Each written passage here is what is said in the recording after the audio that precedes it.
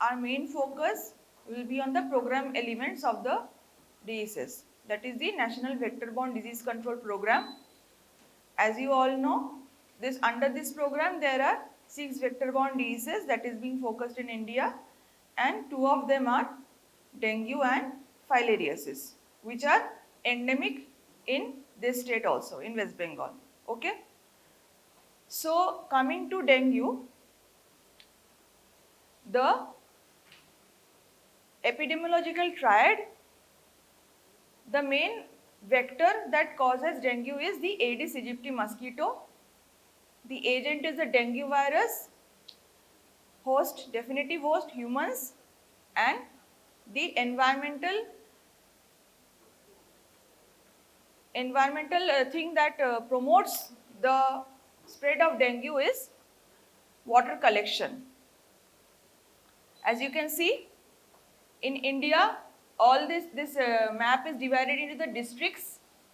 So among all the districts of India, in the green shaded area, these are the endemic regions of dengue.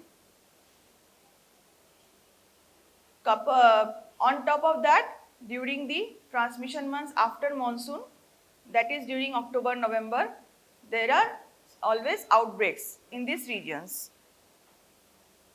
So we will learn a little more about this. So agent, there are 4 virus serotypes which are designated, that is DenV1, DenV2, DenV3, DenV4. So there are 4 types of dengue viruses. Infection with any one of the serotype confers lifelong immunity, but secondary infection with dengue serotype 2 or multiple infection with different serotypes lead to severe form of dengue, that is dengue hemorrhagic fever or dengue shock syndrome. There are the range or spectrum of dengue diseases, that is dengue fever is there, dengue hemorrhagic fever is there, dengue shock syndrome is there. So the hemorrhage or the fluid leaking out of the capillaries into the body space and then person going into shock, this is a kind of a lesser prevalent form of dengue, but it happens more if they are infected with multiple serotypes. Okay. So the vector is, there are 2 types of Aedes vector that promotes dengue, that is Aedes aegypti and Aedes albopictus. These are the 2 most important vectors. They are daytime biters. These mosquitoes are daytime biters. They are usually biting in the morning and afternoon, and their flight range or the mosquito flight range is very limited. That is, the mosquito is not the mosquito breeding in one place. They cannot go to much far away places. They are concentrated within 100-200 meters. So question comes, what is the difference between the 2 types of vectors of dengue, that is Aedes aegypti and albopictus? So Aedes aegypti is first of all a highly domesticated, strongly anthropophilic nervous feeder. Strongly anthropophilic nervous feeder. Strongly anthropophilic means it is preferring human blood over other animal blood. And nervous feeder means it bites more than one host to complete one blood meal. So it doesn't complete one blood meal by biting only one human host. And it is a discordant species, that is, it needs more than 1 feet for the completion of the gonotropic cycle, that is 2 legs, it needs more than 1 blood meal. So it is a strongly anthropophilic, nervous feeder and a discordant species, and Aedes aegypti is usually seen in the urban areas.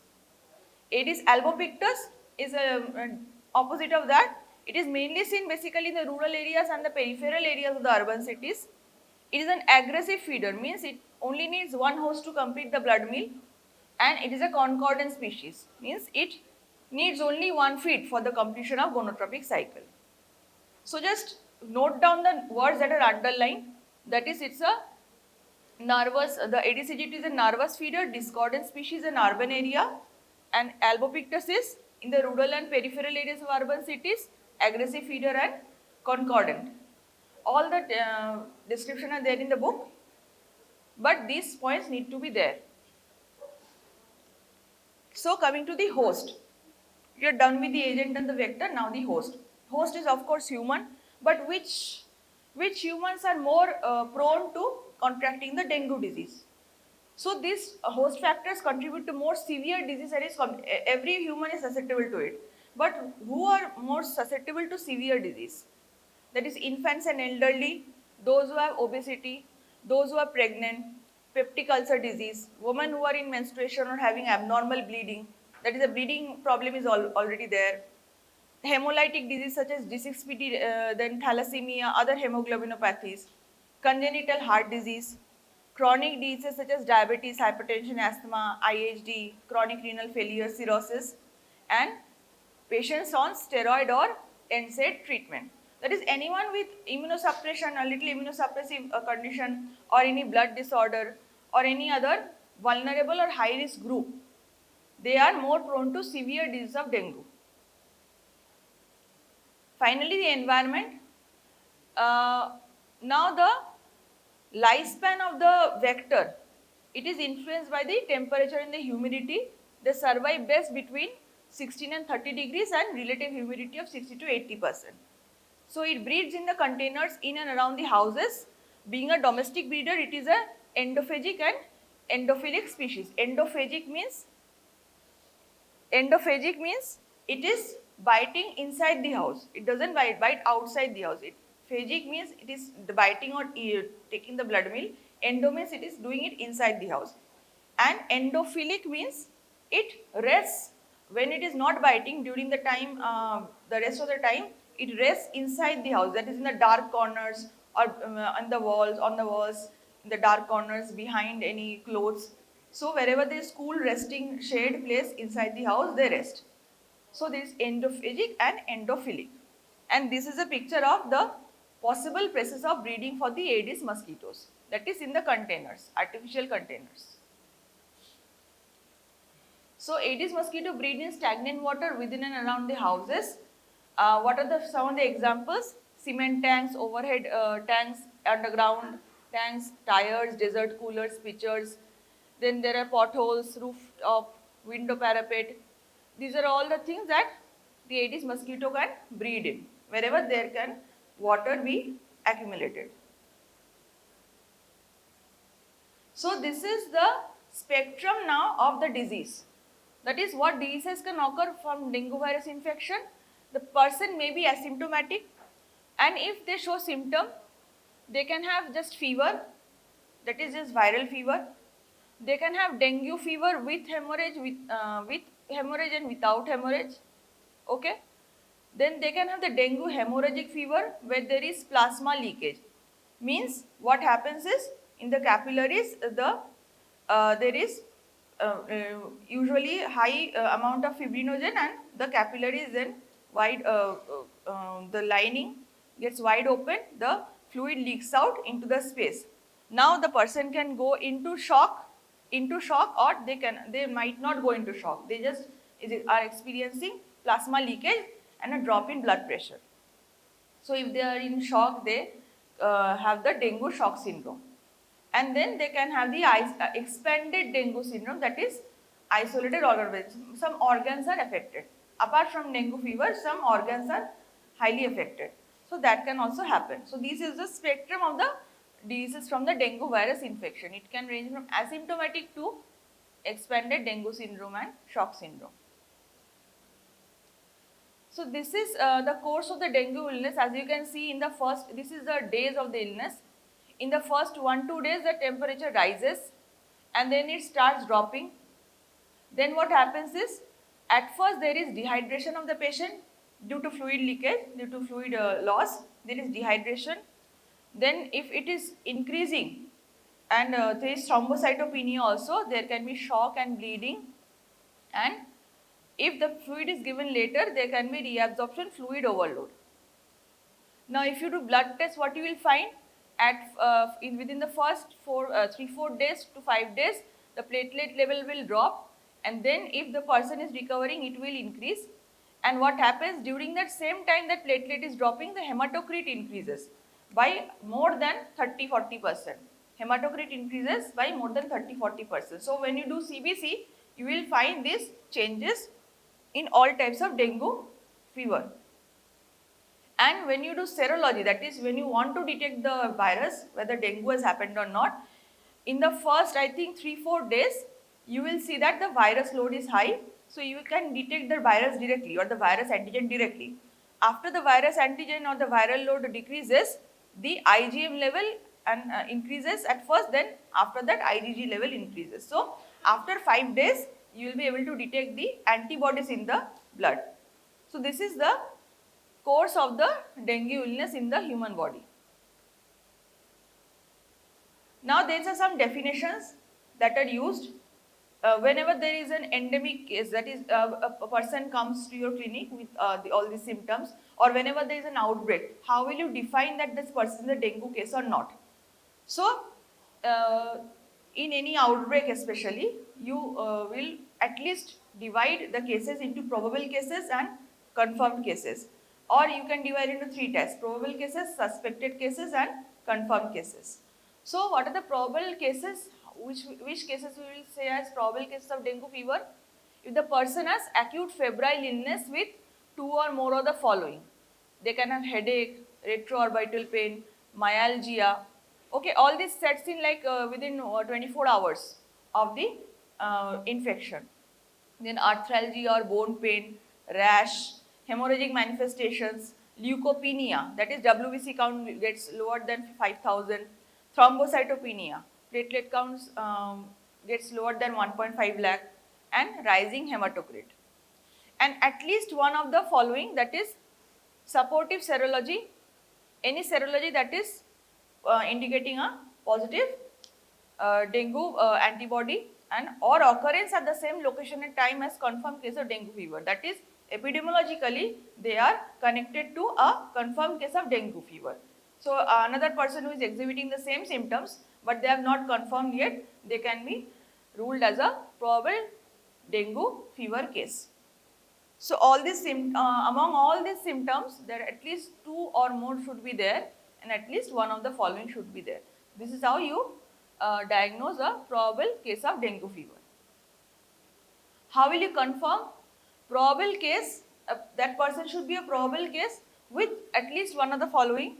What is that? That is, either the dengue virus should be isolated from the serum CSF, or there should be a 4-fold or greater increase in the serum IgG or increase in IgM antibody of the dengue virus, or there should be detection of dengue virus or antigen in the tissue, serum or cerebrospinal fluid by immunohistochemistry, immunofluorescence or ELISA. And or finally, the detection of dengue virus genomic sequence by RT-PCR. So any one of the following should come positive. That is, the dengue virus itself or dengue specific IgG, IgM should come positive by any one of these methods. Then I will say that the person is a confirmed dengue case. So how do you diagnose dengue? What are the laboratory diagnostic methods? If the person is presenting to you within 1 to 5 days of fever, then either you can do the virus isolation, that is whatever clinical specimen they are providing, okay, blood or CSF, whatever, from clinical specimens possible, provided the specimen is taken during the first 6 days of illness and processed without delay. So virus you can isolate from there.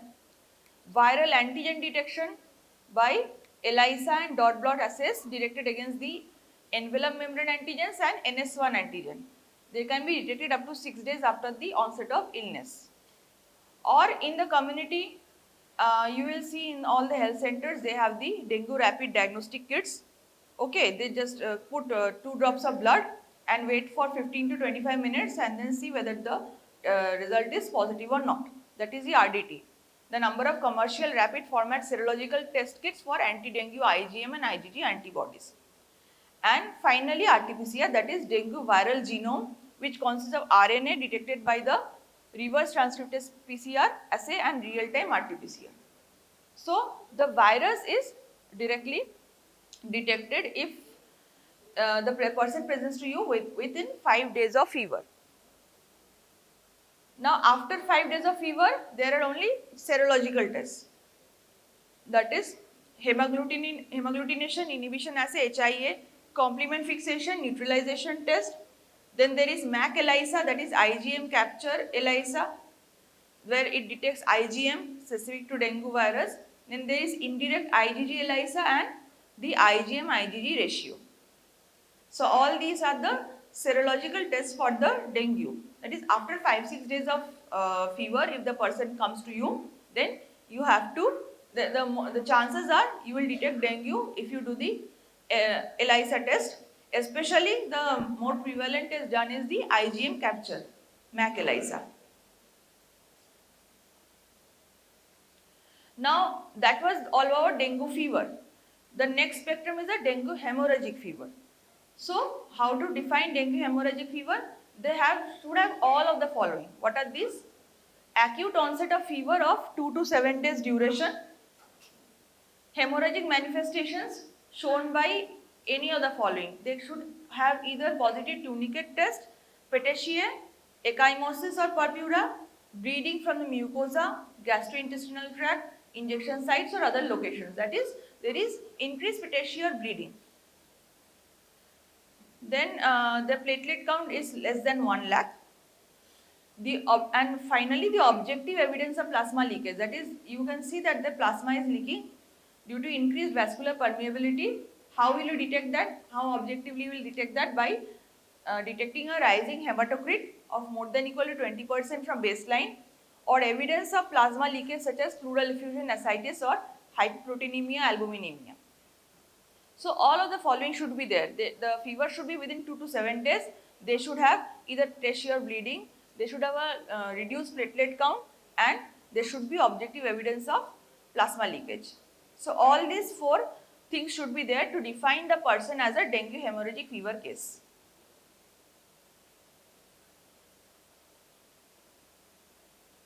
Okay. So the tunicate test, just one of the tests, how to do that? It is to perform by inflating a blood pressure cuff to a midpoint between systolic and diastolic pressure and maintain for 5 minutes. That is, you see the systolic pressure of the patient, diastolic pressure of the patient, calculate the midpoint and then inflate up to the midpoint and keep it for 5 minutes. The test considered is positive when 10 or more petechiae per 1 square inch area of the forearm is observed. That is 1 square inch or 2.5 by 2.5 centimeter area, more than 10 petechiae are occurring. In DHA, the test usually gives a definitive positive test with 20 petechiae or more. The test may be negative or only mildly positive during the phase of profound shock. If the person has gone to shock, that is all the fluid kind of has leaked into the space, then there might not be petechiae as much as that. But especially in the dengue hemorrhagic fever, it is positive. Okay. So this is the tunicate test. Finally, the dengue shock syndrome. What are the signs of shock? Apart from the dengue hemorrhagic fever, the dengue hemorrhagic fever criteria should be there, plus the shock signs and symptoms should be there also. What are those shock signs and symptoms? That is, a person should have tachycardia, cool extremities, delayed capillary refill, weak pulse, lethargy. Then there may be pulse pressure of less than equal to 20 millimeter mercury with increased DBP. That is 100 by 80. So pulse pressure, that is diastolic pressure is increasing, okay, and it is the closing the pulse pressure, that is closing the gap between the SBP and the DBP. So that is pulse pressure is reduced. And hypotension by age defined as systolic pressure less than 80 for those aged less than 5 years or 80 to 90 for older children and adults. If the person is again having hypotension as reduced as that level of the SBP, then the person is categorized as the dengue shock syndrome case. So the SBP will be decreased, the DBP will be kind of increased and closing the pulse pressure, reducing the pulse pressure, and they should have all the symptoms of going into shock. So this is a dengue shock syndrome case. Now, once these cases are detected, there is something called management of the dengue case. The management for each of that is dengue fever, dengue hemorrhagic fever, dengue shock syndrome. All the algorithms are there. You will learn that in medicine especially, but it is also there in the PARC book, so you can read there. We are not going into details of the treatment, but we are going basically into the management on the community level here. So to prevent dengue, first of all, we prevent dengue and lessen the number of dengue cases, so lessen the transmission, especially during outbreak, or in the places where there is endemic, the dengue is endemic, what we do? We do the integrated vector management. Integrated vector management is to reduce the vector transmission, count, whatever. We do a number of things, that is anti-larval measures, anti-pupal measures, anti-adult measures of the mosquito, we do that. So, and environmental modification, all these things are integrated into one thing called the integrated vector management. So, integrated vector management is not just for dengue, it is for all the vector-borne diseases. In each vector-borne diseases, there is the integrated vector management, and integrated vector management is given by the NVVDCP to reduce the load for almost all the vector-borne diseases. So this can be applied to other vector-borne diseases also with a minor modification in one or two details for each vector. So what are the personal prophylactic measures that one can use? That is, they can use mosquito repellent creams, liquids, coils, mats. They can wear shirts and full pants with socks. That is, you cover the body. Then use of bed nets for sleeping infants during daytime to prevent the mosquito bite. If there is mosquito prevalence there in your household or anything, use a mosquito net during the daytime also. Next is the biological control. How do you biological control means for the use of larvivorous fish, that is gambusia and guppy, in ornamental tanks, fountains, etc. Wherever there is collection of water, you use the larvivorous fish, and the use of biocides. So this is the biological control of the vector. Then next is the chemical control. That is use of chemical larvicides like Abate, Temefos in big breeding containers. Aerosol space spray for adult mosquito during daytime or during dusk. You don't do indoor residual spray in dengue, you do fogging basically, or aerosol space spray. So fog is an aerosol spray with droplets of diameters below 50 microns. Two methods are used, that is using two devices. Fogging is done, either there is thermal fogging or there is the ultra low volume fogging. There is a thermal fogging or the ultra low volume fogging. You many of you may have seen this, that is during the transmission months, they do fogging in your neighborhood to prevent the breeding of the larva or the adult mosquito. Okay. So what they use? They use pyrethrum space spray. Pyrethrum chemical is used in indoor situations. They can use malathion in the outdoors, or they use the cyphenothrin 5%, another molecule recommended fogging for both indoor and outdoor. So pyrethrum or malathion or cyphenothrin, they are used for the fogging or the aerosol spray, either by thermal fogging or ultra low volume fogging. Next, what is under the IVM? That is the environmental management and source reduction methods, that you reduce the breeding places and everything at the source itself so that no more breeding can take place. You do the detection and elimination of mosquito breeding sources, do management of rooftops, porticos, sunsets, proper covering of the stored water, reliable water supply, not indiscriminate water supply, and then observation of weekly dry day. And then there is health education, impart knowledge to common people regarding the disease and vector through the various media like TV, radio, cinema slides. There is miking in miking kora hoy onek jagay. Sekhane je dengue during the dengue months, what they do is they do miking and then they do advertisements to make the people aware that how to reduce this dengue transmission. And there is community participation, that is sensitizing and involving the community for detection of Aedes breeding places and their elimination. So this is the integrated vector management. And there is something called dengue vaccine. CYD-TDV is a prophylactic tetravalent live attenuated viral vaccine and developed in 2015. It consists of 3 injections of 0.5 ml. It is a freeze-dried vaccine. The indication, it is right now in phase 3, it is not out in the market yet. The indication of the first licenses is for the prevention of dengue virus illness for persons more than 9 years of age. Not below 9 years, but above 9 years, because below 9 years there is no safety trial yet. So that's why it is recommended for people for more than 9 years age. It is in the phase 3 trial, means people have got it, but the testing is still going on. and other vaccine candidates from Japan and India are also in the running for now. So in the next 3-4 years, any one of the vaccines can come out in the market. That is the dengue vaccine. And management of dengue, I just telling it in short. That is, first of all, when there is dengue case in the community, there is early reporting and diagnosis of the suspected dengue fever. Management of dengue fever is symptomatic and supportive. There is no definitive drug for dengue. Okay. In severe dengue cases, the following treatment is recommended: replacement of plasma loss, correction of electrolyte and metabolic disturbances, and blood transfusion in cases of hemorrhagic fever or shock syndrome. So, this is the principle of management of dengue. And when to discharge the patient? When the admitted patient who have recovered from the acute dengue infection have no fever for at least 24 hours, they have normal BP, adequate urine output, no respiratory distress, and platelet count is more than 50,000, then only they should be discharged from the hospital. Okay? In outbreak, what you can do? That is, during outbreak situation of dengue patient, turnover may increase exceptionally.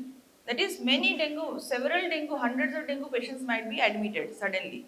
So, how to manage that? If you are at a hospital level, block level, or district level, how to manage the dengue cases? So, in endemic areas, all the hospitals should have a plan dealing with emergency hospitalization for making the most effective use of hospital and treatment facilities in case outbreak occurs. So what are all to be considered in the dengue outbreak? Because such questions come in your exam. That, for example, imagine you are a BMO at a rural healthcare center, so at a block medical center. So there is an outbreak of dengue cases in your area. Apart from outbreak investigation, these are all the, apart from the epidemiological outbreak investigation that have been taught to you before, you have to also include these things. That is, what preparation should you make at the hospital, that is at your block medical center. So you should do the space mobilization, that is, you should make out an adequate space for admitting the dengue patients. You should do the staff mobilization, you should appoint the staff or manage the staff, allocate the staff towards those areas. You should increase the or augment the laboratory services. Diagnosis, that is confirmed diagnosis, not required in all cases. Persons, that is probable cases of dengue, also should be admitted in the hospital for management. And then there is the augmentation of the blood bank services. You have to see whether the blood bank services are running or not, and ensure public health measure to prevent transmission to hospital staff and other patients by keeping Aedes mosquito free environment. That is, at least in the hospital, the environment should be Aedes mosquito free, so that the patient's relatives or the staff do not contract dengue from them. Okay. So apart from the epidemiological outbreak investigation, these all measures in the hospital has to be kept, so that you can manage the dengue outbreak in your area. Okay. So this is the dengue. Next we move on to filaria. So in filariasis, as you can see again, these are all the endemic districts, and the green are the non-endemic districts. Whites, they have no data on this. Yellow is a low endemicity, orange is a moderately endemic regions, and red is the highly endemic regions. Endemicity rate in India. So as you can see, there are some states including ours, that is highly endemic and moderately endemic in filariasis. So what is the vector in filariasis? Previously dengue, it was Aedes mosquito. Here it is Culex. Which Culex? There are two Culex. There are two Culex, that is, one is Quincke fasciatus, one is Tritoniorhynchus. One is responsible for filaria, one is responsible for JE. Which one is responsible for filariasis? Quincke fasciatus, right? The Tritoniorhynchus is responsible for Japanese encephalitis. Okay. So, agent is the microfilaria. The species name is there. There are different species that can cause this filariasis, but the agent that goes into the human body and causes the manifestation of the disease of the microfilaria of each of those agents. The definitive host is a human, and the environmental place of breeding conditions of the mosquito as dirty water collection. Not collection exactly, wherever there is dirty water, Culex mosquitoes can breed there. 120 million people in 72 countries. What this disease does, different from other vector-borne diseases, it causes disability. It causes disability because it attacks the lymphatic system, and the chronic attack of the lymphatic system can cause disability in the patient. So 40 million people around worldwide are disfigured by this disease. Approximately 5 million disability adjusted life years are lost annually to the disease. In India, there are about 454 million people at risk of infection, with 48 million infected with the parasite. Okay? Now, not all infected will show symptoms. Majority of them actually don't show symptoms or just show fever. But they are definitely infected if the vector is present in the community. Like in a village, if you go and find that there are 3-4 lymphatic filariasis patients with definite disability, you will just assume that everyone is infected. Everyone has a filaria inside their body if you do a survey. Like 90% of them. They just don't have the symptoms. That is a reality. So, agent is, the most famous agent is Wuchereria bancrofti. Okay, they are carried by the Culex mosquitoes and cause lymphatic filariasis. Other two organisms that are equally important are Brugia malayi, Brugia timori. They are carried by other vectors like Mansonia and Anopheles.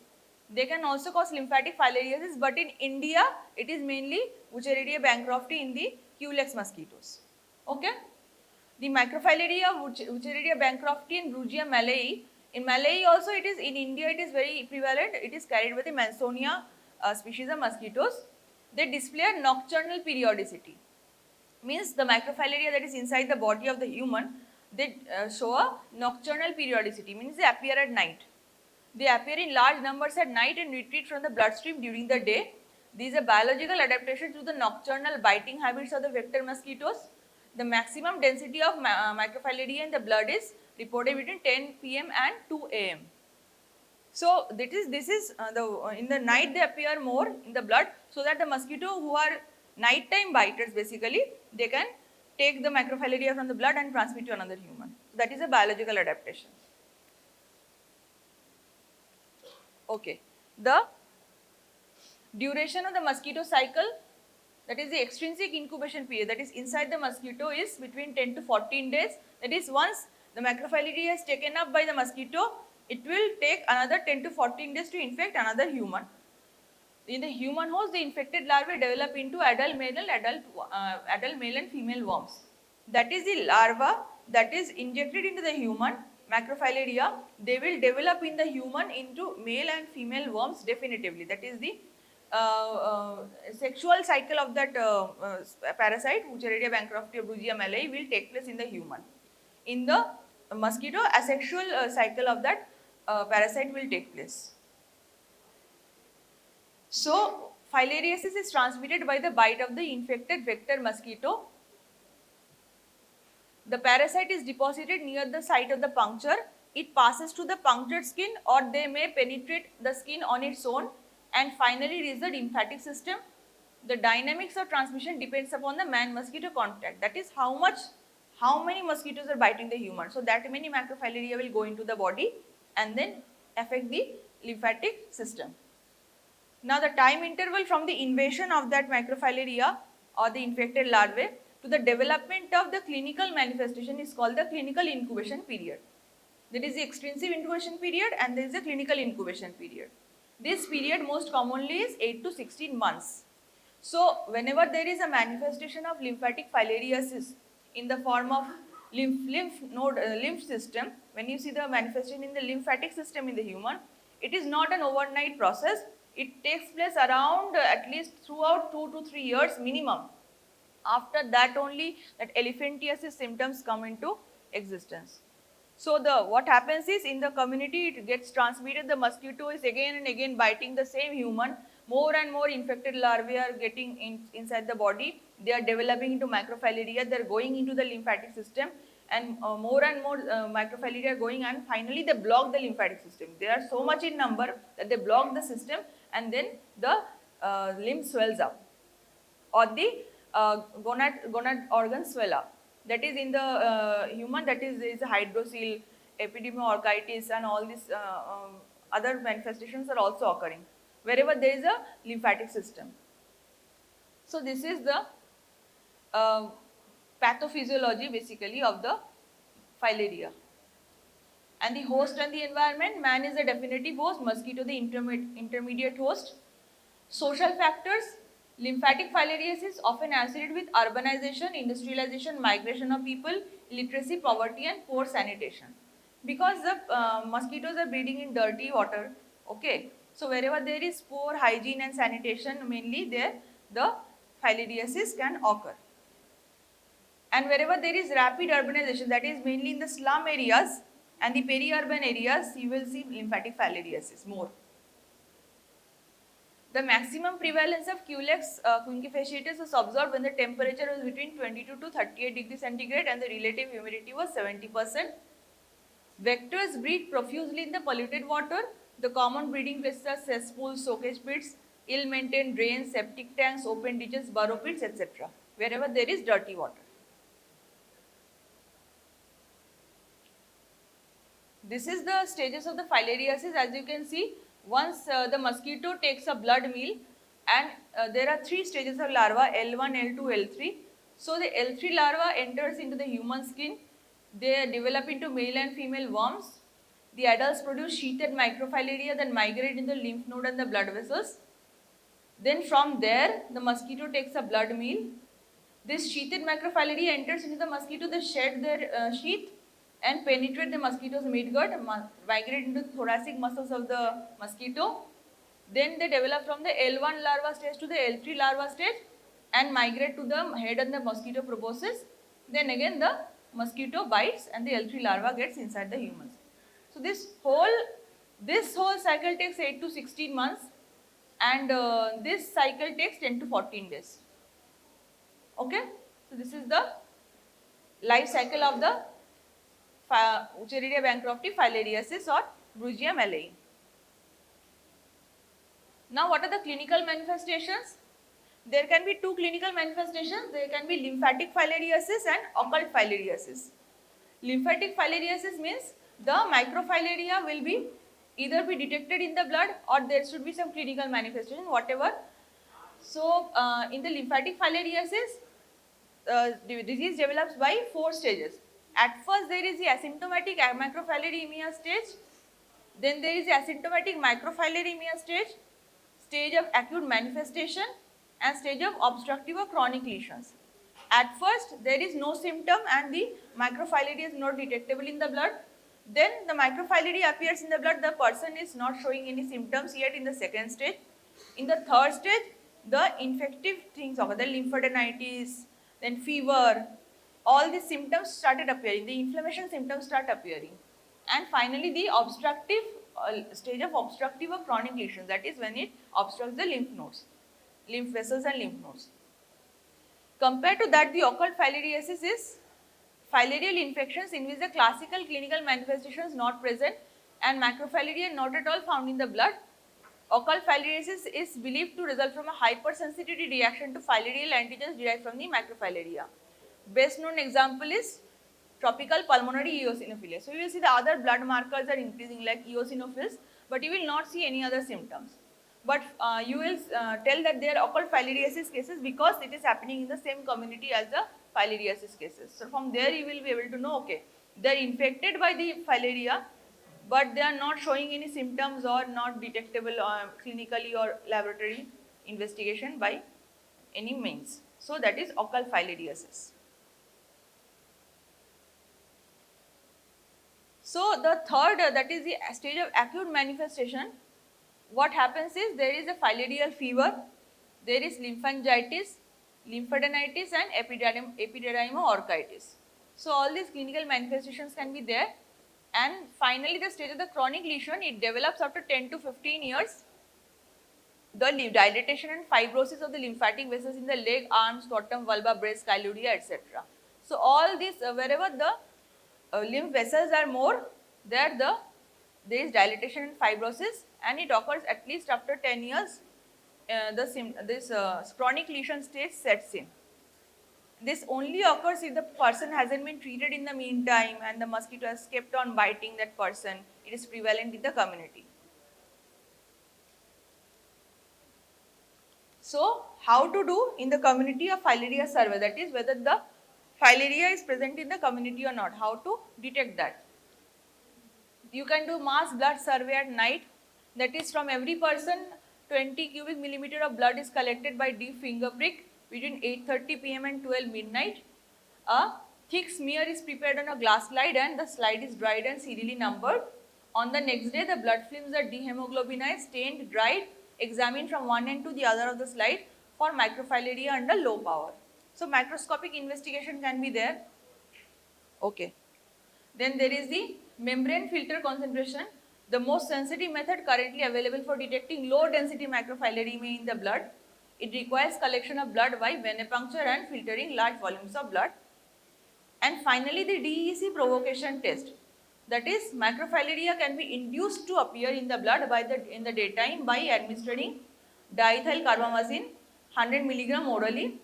Microfilaria begin to reach their peak within 15 minutes and begin to decrease 2 hours later. So, in the daytime, if you want to do a survey, you give the person a DEC tablet. After 15-20 minutes, you collect the blood, and you will detect the microfilaria in the blood if it is present in the person. So, these are the 3 types of filaria survey that you can do. Now, assessment of the filaria control program, there are 3 methods of assessment: clinical assessment, then there is the parasitological parameters and entomological parameters. So, all these things are there in the filaria control program assessment. That is the control program that is occurring in the community. How to assess that? That is whether the person has any clinical parameters or not, or the person in the community have any clinical parameters or not, whether there is any parasitological parameters, whether it is high or low, and then there is a entomological surveillance or entomological parameters, that is the vectors, what is the status of the vectors in the community. So, clinical parameters are incidence of acute manifestations and the prevalence of chronic manifestations. So, whatever acute symptoms or chronic symptoms are there, what is the prevalence of those? For them, for the management of the clinical parameters, in the community level, you advise the home management of the lymphedema. That is early detection, caring of skin by washing and drying the affected limb or area, preventing proper footwear, treating entry lesions, providing lymph drainage by elevating the limb and exercising. So, all these things, whenever a filaria patient comes to you, you advise these things to be followed at home whenever they have a lymphedema manifestation for their disease. And if they have hydrocele, there is a surgical management by hydrocelectomy. Parasitological parameters are there: microfilaria rate, that is percentage of persons showing microfilaria in the blood. That is, you collect all the person's blood and then through the filaria survey and then see how many persons have the microfilaria. Filarial endemicity rate, microfilarial density, that is number of microfilaria per unit volume of blood, and the average infestation rate. All these parasitological parameters are there. Then there is the entomological parameters, that is, you inspect the density of vectors in the community. Vector density per 10 man-hour catch, percentage of mosquitoes positive, then percentage of mosquitoes positive for infective stage, annual biting rate, and types of larval breeding places. Among this, annual biting rate is very important. Now, control measures again under IBM. You do the recurrent anti-larval measures at weekly intervals with mosquito larvicidal oil or pyroxene oil E, or you can use organophosphorus larvicides like Temefos fenthion. These are chemical measures. Then environmental measures are there, including source reduction by filling ditches, pits, low-lying areas, wherever the dirty water can accumulate, you can fill them. De-weeding, desilting, removal of Pistia plants. Pistia plants is basically the breeding place for Mansonia mosquitoes. So, because Mansonia mosquitoes cannot breed individually or independently in the water, they need to attach to some aquatic plant to breed. That is a Pistia plant. So that removal of Listeria plants you can do. Then you can do the biological control through larvivorous fish. Pyrethrum based space spray still used, although less effective. And then anti-parasitic measures through detection and treatment of macrofilaria carriers and disease person with DEC by filaria clinics in the towns or survey covered under the program. Basically, you do the filaria survey. This is under the vector management. You do the filaria survey, the entomological survey, and then see how to curb that. Now, on the management in the community level, there is the two pillars of the elimination strategy. You either do the transmission control, that is the disease transmission, you have to control that, and persons who already have the disease, you do the disability prevention and management. So transmission control, what is it? To prevent the occurrence of new infection and disease by administration of annual single dose of antifilaria drugs. That is that whole exercise is called the mass drug administration or MDA. In filaria, the major term in public health is MDA. বছরে একবার করে সবাইকে tablet দিয়ে দাও in the community. That is mass drug administration. And disability prevention and management, those who already have the disease, you do, as previously mentioned, either the home-based management or the hospital-based management or the surgical management. Already those who have the disease. And those who don't have the disease, to prevent the new cases, you do the mass drug administration.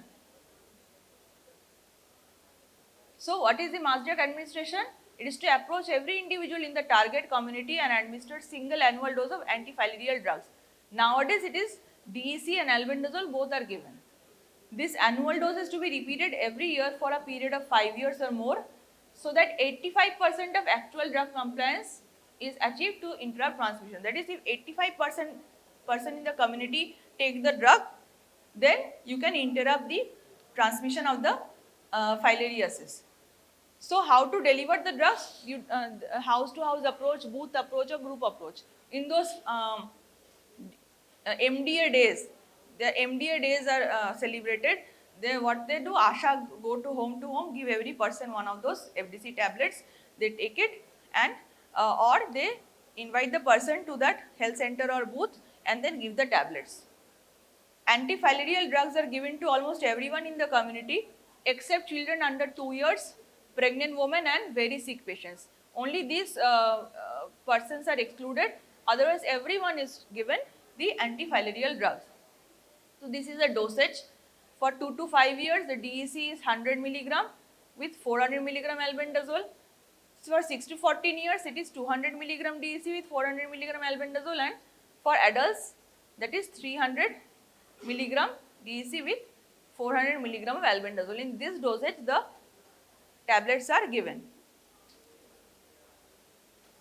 So advantages are, it avoids the cost of the mass blood examination. So if there is no less resources for the health center or the community to do a filarial survey, the best thing you can do is do an MDA every year, give drugs to everyone, make sure that more than 85% take it in front of them, and you can then prevent the transmission of the disease. All members of the community receive treatment, nobody feels left out, and compliance is enhanced. It is as effective as a 12-day DEC therapy for public health measure. Whenever a person has a filariasis, that is detected as filaria positive, they are given a 12-day DEC course for treatment. But preventing this is as effective. It has lesser side effects, thus enhancing public compliance. It involves decreased delivery cost. It does not require complex management infrastructure and can be integrated into the existing primary healthcare system for delivery and compliance. Finally, with the treatment, the recommended dose is 6 milligram DEC per kg body weight daily for 12 doses to be completed in 2 weeks, that is 6 days a week. And in endemic areas, treatment must be repeated at specific intervals, that is usually every 2 years. Apart from DEC, common salt medicated with 1 to 4 milligram DEC per kg has been used for filaria control in some endemic areas, particularly after initial reduction in prevalence has been achieved. That is, after the reduction in prevalence of the disease or burden of disease is reduced in the community, this DEC medicated common salt can be distributed to the people. Treatment should be continued for at least 6 to 9 months. For example, in the Lakshadweep Islands, the regimen has to be shown to be safe, cheap and effective. So this is the treatment of filariasis. Okay.